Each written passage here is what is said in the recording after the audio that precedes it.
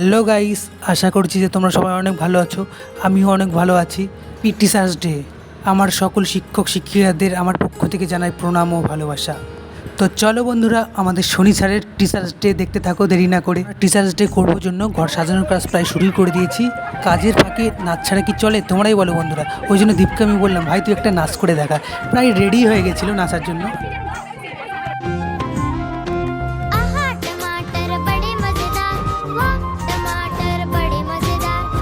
নাচের ফাঁকে ঘর সাজানোর কাজ প্রায় কমপ্লিট।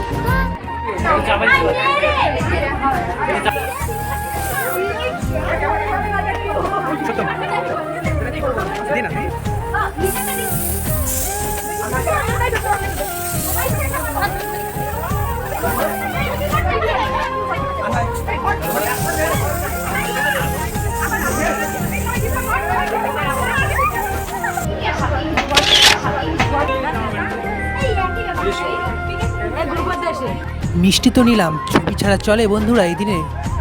তাহলে হয় যাক।